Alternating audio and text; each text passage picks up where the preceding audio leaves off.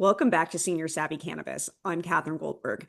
Today, we're joined for the second time by activist Todd McCormick. Todd, thank you so much for coming back on the podcast. Our first conversation was removed by YouTube for some absurd reason. I'm thankful to have you back. Thank you for having me on. I got a lot of really great feedback from our conversation the first time, and I think it's really cool that you're trying to reach the seniors and educate them as to their endocannabinoid system, why it works, why it's important. I read your emails. I think what you're doing is very important, and I'm grateful for being part of it. Thanks, Todd. Um, let's get into a little bit of history. I don't want you to repeat yourself from our first episode. It's available on my Substack. I'll link to it. But I have been guilty of this messing up, I think, the language or misusing some of the language in the cannabis industry, specifically around sativa and indica. And you just have a fabulous way of explaining how the history evolved. Can you give us kind of the top contour, Cliff Note version of where these words sativa and indica even came from? Yes, absolutely. Initially, when the plant was named sativa by Carl Linnaeus, it was because he was naming plants that were most useful or that you should put in your garden. It literally kind of translated into to sow, to plant. And he attached it to a lot of plants that were very useful at the time. Cannabis hemp being one of the most useful plants at the time because they were using the cellulose for paper, the bast fiber for cloth. I'm wearing a hemp shirt right now that's 100% hemp. And they really needed the cannabis plant. I once sat down with Dan Rather, the reporter, and he did my friend's show Real Time, and he sat across from me at dinner after the show, and I asked him, I said, "Are you into history?" And he laughed at me, he said, "I'm old enough to be history. What do you got?" And my friend Bill was sitting next to me, and he said, "It's a trick question." And he looked at me like, "How could it be a trick question?" But I said to him, "Okay, Columbus sailed over. He found a plant that he didn't know existed, and he couldn't find the plant that was responsible for the cultural evolution of Eurasia. What are the two plants?" And he smiled at me. He said, "Well, of course, tobacco was the one he found, but responsible for the cultural evolution of Eurasia, don't you think that's a little lofty, Todd?" And I said, "Well, let's go back to this, invention of paper. Paper was important, right? That's part of our cultural, I mean, it records our cultural history even, books are very important." He said, "Yeah, of course." I says, "And cloth, linen, cloth, like nets to go fishing and collect fish, pretty important, right?" I said, "Well, of course." I said, "Okay, well then, as we move forward, like let's think of like the art, in the museums that depict us, and with the paints and the varnishes." And I says, "All that was pretty important, right?" He said, "Well, of course." I says, "Okay." And then when Columbus sailed over here, I mean, his sails, his ropes, his riggings, his maps, his Bible, his clothing, right? All important, don't you think, to our cultural evolution, finding this continent? So, well, yeah, of course. My friend Bill's sitting here laughing through all of this at this point. And he's like, "Yeah, but," I said, "Well, sir," I said, "do you know the cognate or the etymology of the word canvas?"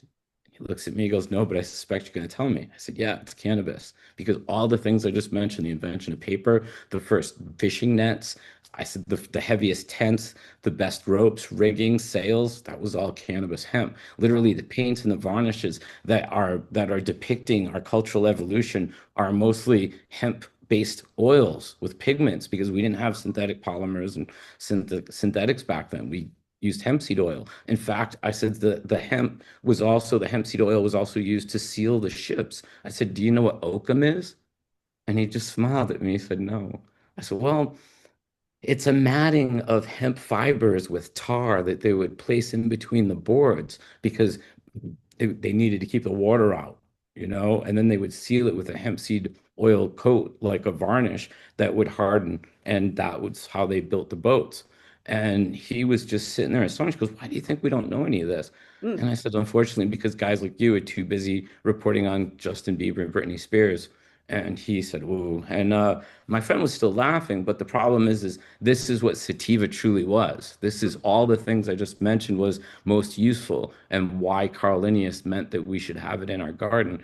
And indica, Mhm. referred to the country of India. So there are a lot of items called indica that originate in India, and they're all not, fat-leaved psychedelics, if you will. And if you go to India, it gets more confusing because up in the Hindu Kush Mountains, you're going to find these broadleaf plants that are exactly what you'd want to call indica. Mm. And they are in India, and they are in fact indica. But as you go south to Goa, down by the peninsula, you're going to find narrow leaf drug varieties in India that are still 100% indica because they are in India and they were not used for industrial hemp. They've been selected for hundreds, if not thousands of years for hashish and drug use and relaxation and yoga and a lot of other things they do over there. But that's where we come from that terminology. And Mm. then the hippies got it. And we use it as slang, in my opinion, because we're not using it correctly, as I just described. But to a smoker, a sativa is like a light psychedelic. An indica usually a heavy, more sedative. But the truth is that they can both the varieties from tropical equatorial, what we're calling sativa, to northern varieties, which have a very broadleaf drug. They can all be adjusted, if you will, for effect simply by when they're harvested, because as the cannabinoids and the terpenes build up, it changes the way the effect hits us. Just think of like one aspirin might not get rid of your headache, two aspirin might get rid of your headache. So if you allow it to fully mature, it's like one aspirin, two aspirin, four, if you Mm. will, in the way that the medicine builds up naturally at the end of flowering. Absolutely fascinating.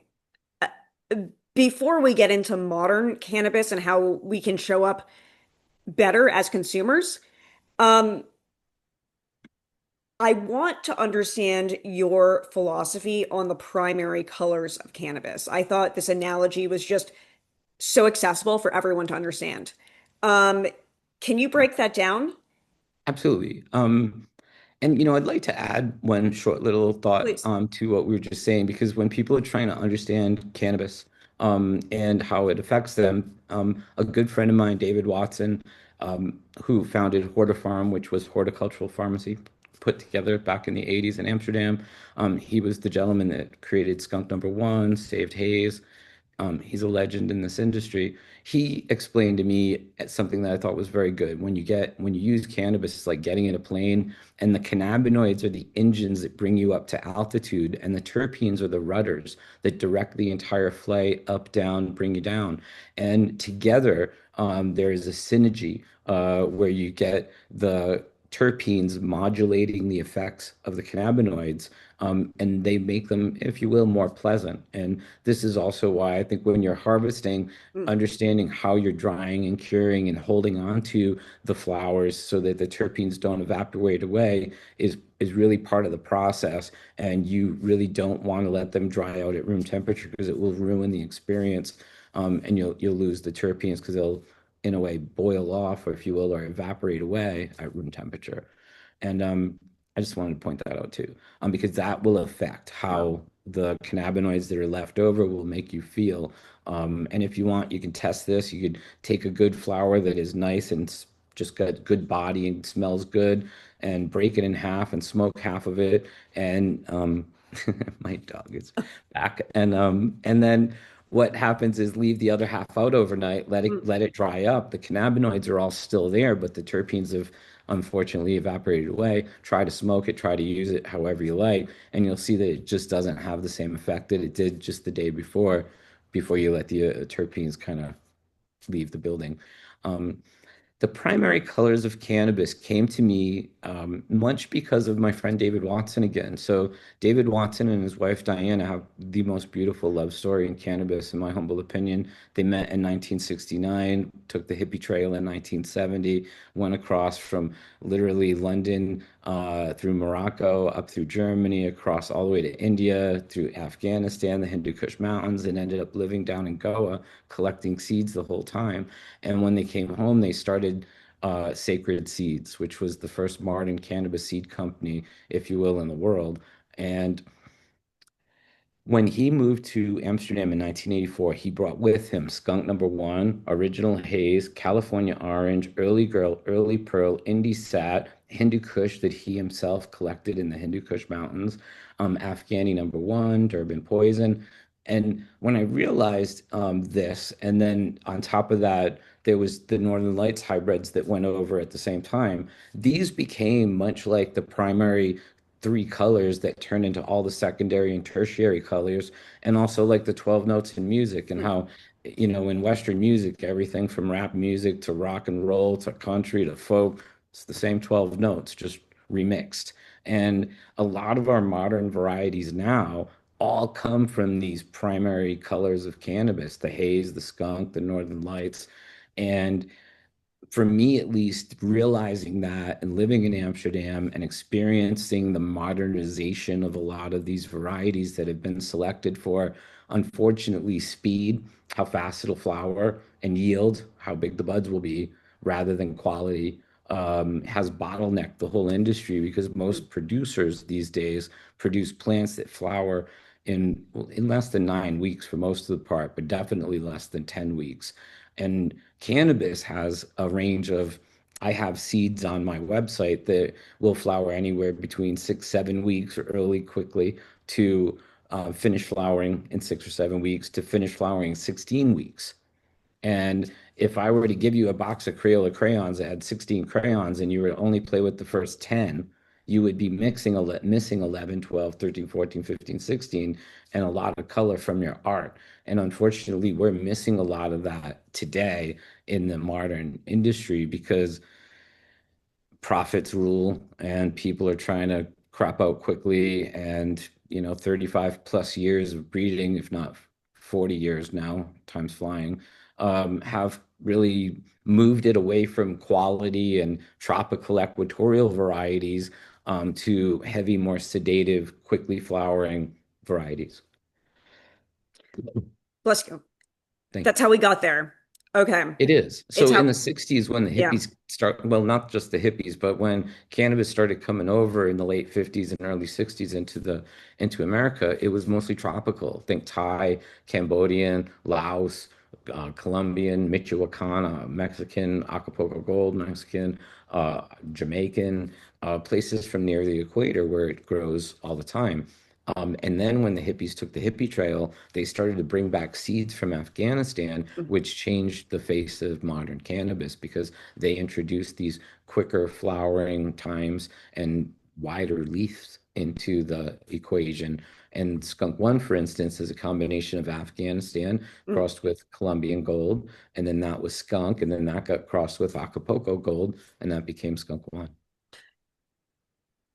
It's accurate to say that a lot of commenters say that they grew up in the 60s and 70s, and the cannabis they remember was very different than the cannabis they're buying now.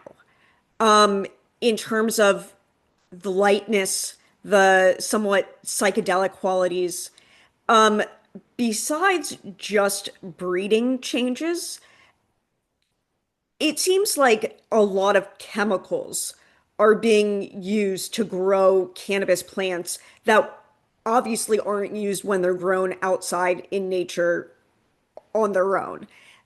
When did we see this shift with these like foreign chemicals, and chemicals might not be the right word, pesticides, nutrients, whatever the word is, but when was this change from kind of letting it do its own thing to really trying to manipulate every variable? Most definitely the 70s, late 60s, 70s, when hippies started growing it here, Santa Cruz and areas like that, because I think that a lot of people with, back then they were following probably more lines of organic agriculture just because the back to the land movement and such. But over time through the 80s and 90s, as it became more of a commercial crop that was profitable, and people like I started growing in January of 1984, and I've been one of the people that have used everything except for things that I thought were really bad. I had a bad experience using neem oil, which is why I think cannabis hyperemesis syndrome is not true. I think that what's happening is people are getting contaminated material Neem oil could easily be a culprit with something that causes cyclical vomiting syndrome. But any of these pesticides and fungicides that are legally used in every single production state right now, I personally avoid. And this is also why I prefer to grow my own out of somewhat self-defense, because at least then I can make sure that the only thing going on it for a pesticide is an essential oil, because I do use something called trifecta, which I would use on fruits and vegetables and I'd spray it on my hand and it smells nice. It's literally like thyme oil, garlic oil. It's a combination of all natural oils, but it works really effectively. But unfortunately, things like neem oil are Mm. legally available, and you're legally able to apply it in every state that produces cannabis. So it's unfortunate, and they can't put an organic label on it because of organic standards and cannabis just aren't coalescing at this point. But they also don't have to tell you what they use in their integrated pest management, or IPM as we call it in the business. And that to me is the scary part, because you don't know what they're using, and none of the pesticides or fungicides that we're seen using on cannabis today are tested for either inhalation through smoking or vaporization. And I would say avoid it. And unfortunately, this is the cannabis market. So the best thing you can do as a consumer is try to do a little due diligence, do a little research on the farms where you're getting the product from. If you go down to the dispensary that's local to you, if you're in a legal state, look at the labels, do a little research on Google. A lot of these people are really proud to put on what they've done. I mean, here in California, Northern California, there's a lot of pride in production where they're very happy to be organic farmers, and they can't put organic on the label, but you'll see them talk about their living soil and their practices and on the website, and maybe purchase from people that practice good policy. Those craft farms, the craft growers are kind of, I think, like the saving grace of the dispensaries. Um, because Well, quality and quantity do not go hand in hand, and I believe that when you're looking at smaller batches, it's easier to babysit them than if you have acres. do you think it doesn't seem like anyone's sitting in a back room saying, how can we poison our customers? No. What are they thinking? On is it just greed? Do they just want to make money faster? Because Look, when you go into a grocery store, there's only a small percentage of the store that's dedicated to organic produce. And I've been an organic hippie for over 30 years. I became the editor of Jack Herer book, The Emperor Wears No Clothes, in 1994. And we have a chapter in it about nutrition because of hemp seed in it being the most nutritious seed on the planet. And I met our contributor, Dr. Roberta Hamilton, who was a professor at UCLA at the time. She was an amazing woman, and she took the time to give me a lot of homework and a lot of schooling. And I joke with everybody that these things called books have something in them called facts. And facts, they just ruined my life, because once I started reading books and realizing, well, what do I do with this information? Do I apply it to my life and try to improve my life? Or do I ignore it and just plow on pretending, ignorance is bliss when it is folly to be wise, as the whole saying goes. And we got to make choices. And unfortunately, the cannabis industry is not much different from your food supply. And you have to seek out that 10-20% that are trying to do it right, because 80 to 90% of them are just trying to get it done. And I don't believe that people see it as destructive. I mean, you go back to Silent Spring by Rachel Carson in the early 60s, and she was one of the first ones that talked about DDT and, how are going to lose the birds and if we lose the insects, we lose the birds. And I think she's right, because when I was a little kid, there was a lot more birds in the sky than I see now. And we've done a really effective job of killing the insects on the crops and taking away the food out of the food supply. So I kind of feel that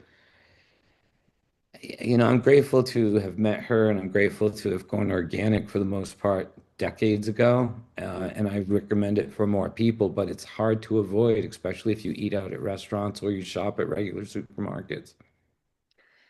thank you just for being so honest about this. I think The more curious people are, the more inclined they'll be to do their own research and to figure out what works for their lifestyle. And I think that's all we can do is to say that maybe this should pique your curiosity. Completely. And and unfortunately, especially today, when you stop and realize that most doctors didn't take courses on nutrition, and almost every single doctor you're going to meet, 99% of them, is not going to know what the endocannabinoid system is because they haven't been taught that in school. So when you have a combination of doctors who don't know nutrition, that means they don't know how to feed the plant. And they don't even understand the way that the chemicals in the plant are working to keep the plant in balance, called homeostasis. And unfortunately, people, we're the plant. Right, right. And And we're it what they explains don't a lot. understand. So eating properly, and I tell people this all the time, would you pour it on your plant and expect your plant to grow? And if not, I wouldn't pour it in your mouth. Good advice. Good advice. In the couple minutes we have left, just going to change the subject completely. Please tell us about Kareem Abdul-Jabbar and what you asked him and what he said, because I feel like so much of the cannabis narrative has been the opposite of performance enhancing when people like us very much believe that it brings out the best in us. So, someone who is wildly successful, Kareem Abdul-Jabbar, what did he have to say about cannabis? Unfortunately, Kareem has migraine headaches, and he's been a medical cannabis patient for a very long time.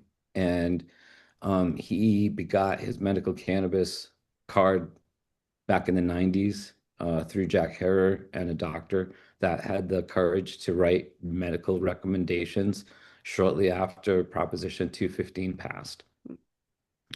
And I had the pleasure of hanging out with Kareem one night and going to dinner with him, or being having dinner with him. And I asked him if he ever played Pi, and he smiled at me and he said, "Do you ever see me play?" And I said, "Of course, of course." And he said, "Well, then you saw me play high because I had to smoke before every single game because I could not risk getting a headache on the court." Wow. And I think a lot of people don't realize how, deeply medical and personal the use of cannabis is and how much it's beneficial and healing and helpful. And ironically, Kareem and I lived on the same street in Bel Air when I got busted in 1997, which is partly why we were sitting there having dinner together and laughing, and he was telling me these things. But a lot of people rely on medical cannabis in a lot of ways that you wouldn't expect. Mm, And I think that using it and understanding about your endocannabinoid system and having to go above the heads of your doctors and learning nutrition. My next book is called From Cancer to Cannabis. nice. I start off talking a bit about essential fatty acids Mhm. because they're essential. Do you know how many fatty acids, essential fatty acids you have, Catherine? I don't. There's only two. Oh, is that really? I swear to God. You have omega-6, which is inflammatory, Mm, and omega-3, which is anti-inflammatory. We need them in about a 3-to-1 ratio, ideally, anywhere between 1 to 4, depending on your metabolism in your body. And I was taught this by Dr. Roberta Hamilton because cannabis, hemp seeds, have a perfect balance of omega fatty acids in the hemp seed oil. huh. And it's the rarest of all seeds because there's no other seed source in the world that contains both linoleic and linolenic acids, omega-6 and omega-3, in perfect balance. And we need them in perfect balance. And why this struck me is because as a little boy, I used to ride two-stroke motorcycles. Dirt bikes require a combination of gas and oil in order to keep them running properly. Technically, when I was a kid, it was like 32-to-1. And when I was a little boy, when I was 8 years old, I was taught this when I was given my first Suzuki RM50. And if you just put in gas and no oil, your engine's going to seize up, the piston's going to get too hot, the cylinder wall's going to get too hot, everything's going to break, and the fun will end. So years later, when I was sitting with Dr. Roberta Hamilton, and she explained to me that we need omega-6 and omega-3 in a 3-to-1 ratio, it made clean sense to me because the little boy in me that I used to carry around some two-stroke oil under his seat whenever he'd go riding so he could put gas and a cap full of oil in, understood the importance of this ratio. And it's amazing because people don't know it, but unfortunately, omega-6 is basically found in everything. It's inflammatory, and the American diet is more of like a 10 to 40 to 1 ratio rather than 1 to 3. And we don't have enough omega-3, which is the anti-inflammatory for our bodies to balance correctly. And she didn't know this at the time back in 1994 when she was teaching me this because the endocannabinoid system was just discovered 2 years earlier. Mm. But now we understand the pathways to our endocannabinoid systems are through these essential fatty acids, and we need to have them in balance. And things like anandamide, which is the chemical equivalent of tetrahydrocannabinol, our body makes it. It's a neurotransmitter that swims into the same CB1 and CB2 receptors that THC utilizes and all the other minor cannabinoids found on the cannabis plant. Our body makes those endocannabinoids through its essential fatty acids and then converts them back into essential fatty acids when they're done with them. It's an amazing thing to study. But if we don't have a proper balance of omega-6 and omega-3, we can't sleep properly, think properly, our bodies get bloated, we don't stay thin, our fingers can swell up, our bodies, our necks. Um, Unfortunately, not enough people understand this, but once you start getting into it, the cannabis plant is pretty remarkable. And it's not only coming to you with the trichrome, which has the cannabinoids and the terpenes, it's coming to you with the hemp seed, which has a complete digestible protein and a perfect balance of essential fatty acids, omega-6 and omega-3. And it also has a little bonus of gamma linoleic acid, which is a subset of omega-6 called omega-9. And the cannabis plant is truly alien to us in the way that it is so beneficial. It's unlike any other plant, and ironically, it's demonized unlike any other plant and misunderstood more than any other plant. And